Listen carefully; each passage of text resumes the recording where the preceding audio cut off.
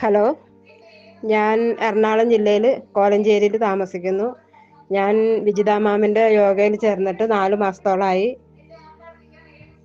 ഞാൻ ഗ്യാസിന്, ശ്വാസം മുട്ടലിന്, തുമ്മലിന് എല്ലാം മരുന്ന് കഴിച്ചുകൊണ്ടിരുന്നതാണ്. ആഴ്ചയിൽ പോയി മരുന്ന് മേടിച്ച് കഴിച്ചുകൊണ്ടിരുന്ന യോഗയിൽ ചേർന്ന പിന്നെ ഞാൻ മരുന്ന് കഴിച്ചിട്ടില്ല. മരുന്നെല്ലാം നിർത്തി. ഇപ്പം എനിക്ക് തൈറോയ്ഡ് മാത്രമേ ഉള്ളൂ.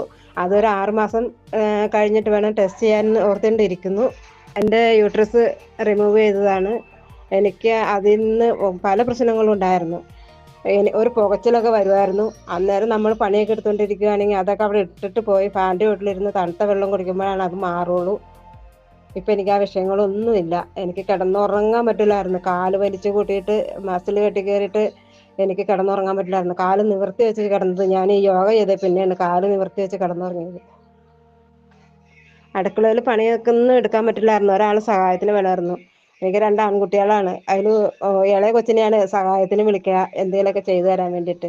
ഒരു കഞ്ഞിയും ഒരു കറിയും വെക്കാനേ എന്നെ കൊണ്ട് പറ്റുള്ളായിരുന്നു. ഇപ്പം ഞാൻ കൊച്ചിനെ വിളിക്കാറേ ഇല്ല. ഞാൻ തന്നെ എല്ലാ പണിയും ചെയ്യുന്നത്. മെഷീൻ ഉണ്ടെങ്കിലും ഞാൻ കല്ലേലാണ് തുണി അലക്കണത്. ഈ 300 രൂപയ്ക്ക് ഒരു സ്ഥലത്തും വേറെ പഠിപ്പിക്കില്ല. ഞാൻ 6 മാസം വേറൊരു സ്ഥലത്ത് പോയിക്കൊണ്ടിരുന്നതായിരുന്നു. അവിടെ ഫീസ് കൂട്ടിയതുകൊണ്ട് എല്ലാവരും അവിടെ നിന്ന് പോയി. അവിടെ ഇങ്ങനെയൊന്നും അല്ലായിരുന്നു പഠിപ്പിക്കണത്. സൂര്യ നമസ്കാരമൊന്നും ഞങ്ങളെ ഒരു സ്റ്റെപ്പ് പോലും പഠിപ്പിച്ചില്ല. വിജയ മാമിൻ്റെ ക്ലാസ്സിൽ വന്നേ പിന്നെയാണ് സൂര്യ നമസ്കാരമൊക്കെ പഠിച്ചത് തന്നെ.